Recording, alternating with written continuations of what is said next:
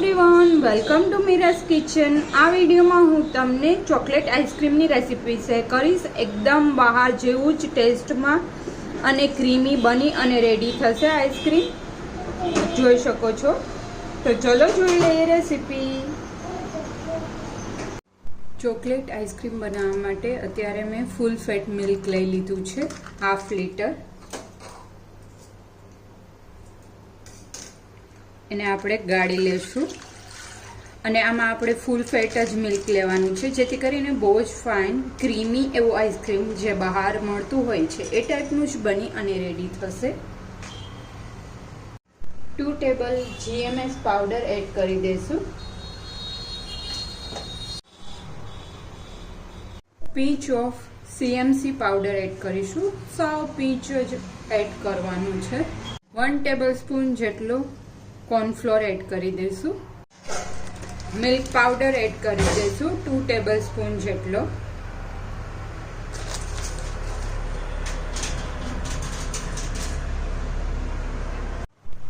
Two tablespoon જેટલો cocoa powder add કરીશ। જો તમારી પાસે નોર્મલ કોકો પાવડર હોય તો તમે 3 ટેબલ સ્પૂન જેટલો એડ કરી શકો, પણ અત્યારે મારી પાસે કેડબરીનો જ ઓરિજિનલ કોકો પાવડર છે, એટલા માટે હું 2 ટેબલ સ્પૂન જ એડ કરીશ, કેમ કે એની બહુ જ ફાઇન ફ્લેવર હોય છે। જો તમને એકદમ કેડબરી ટેસ્ટ જોતો હોય તો તમે કેડબરીનો જ કોકો પાવડર યુઝ કરશો તો બહુ જ ફાઇન આઈસ્ક્રીમ બનશે, એકદમ બહાર જેવું જ ટેસ્ટ આવશે। હવે આપણે શુગર એડ કરી દઈશું 7 થી 8 ટેબલ સ્પૂન જેટલી। તમે જેટલું ઘરે સ્વીટ ખાતા હોય એ રીતના એડ કરવાનું છે।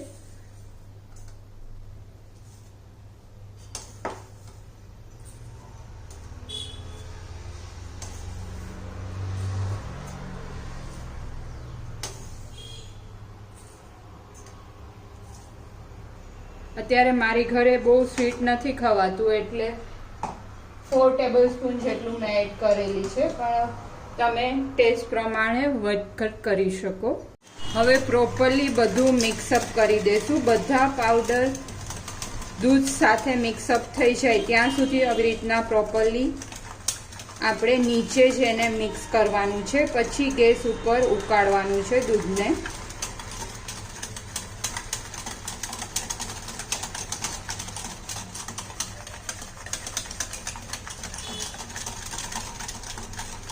બાકી જો એમ જ તમે મૂકી દેશો તો લમ્સીસ થઈ જશે।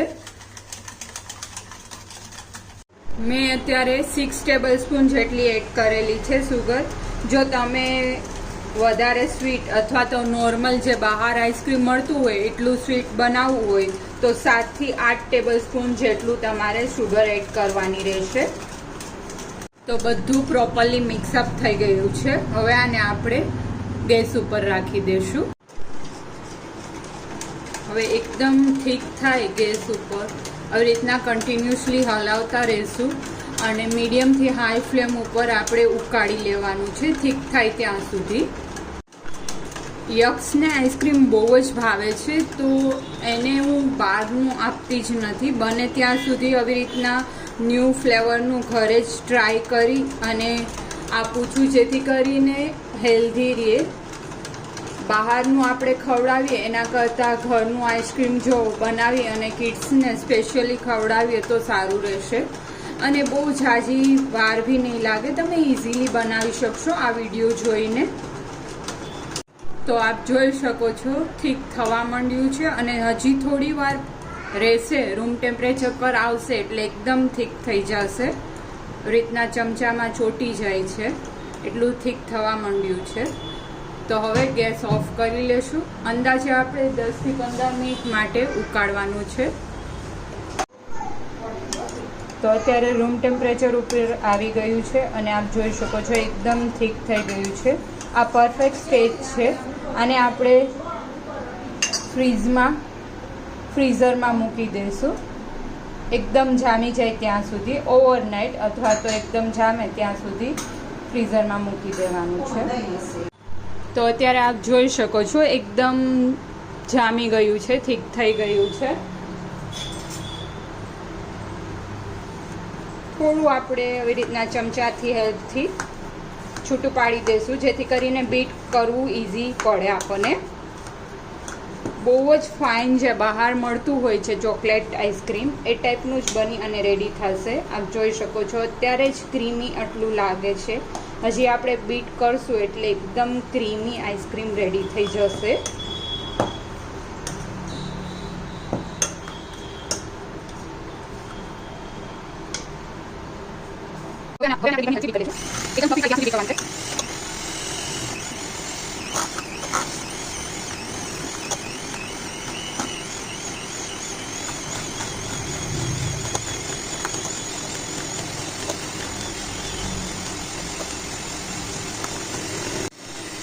આપ જોઈ શકો છો એકદમ ક્રીમી ટેક્સચર જેવું આવી ગયું છે અને કલર બી ચેન્જ થવા માંડ્યો છે.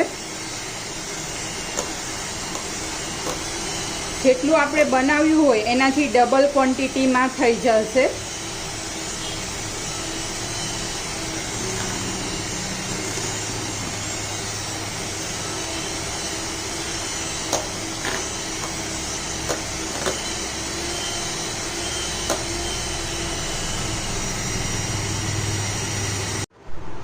આપ જોઈ શકો છો હાફથી બી ઓછું હતું અને અત્યારે ફૂલ ભરાઈ ગયું છે બાઉલ આખું. તો આ પરફેક્ટ છે. આવી રીતના તમે લેશો તો ઇઝીલી નહીં પડે. આવી રીતના થીક થાય ત્યાં સુધી, ફ્લફી થઈ જાય ત્યાં સુધી આપણે બીટ કરવાનું છે. તો આવી રીતના એક કન્ટેનરમાં ભરી અને એને ફ્રીઝરમાં મૂકી દેશું. ઉપર ક્લોઝ કરી દેવાનું છે જેથી કરીને આઈસ ક્રિસ્ટલ ના થાય. તો આઈસ્ક્રીમને મેં ઓવરનાઇટ માટે ફ્રીઝમાં રહેવા દીધું હતું અને પરફેક્ટ જામી ગયું છે. આપ જોઈ શકો છો.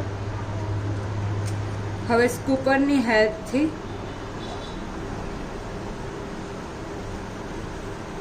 સર્વ કરી લેશું.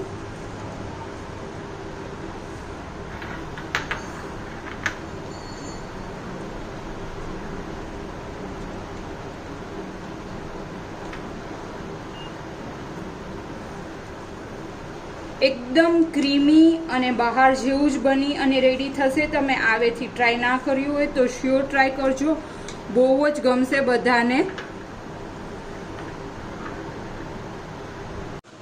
તો લાગે છે ને જોઈને એકદમ બહાર જેવું જ આઈસ્ક્રીમ બની અને રેડી થશે. તો આપ બી આ રેસીપી ટ્રાય કરજો અને મને કમેન્ટ કરી અને જણાવજો તમને મારી રેસીપી કેવી લાગી. Thank you for watching my video.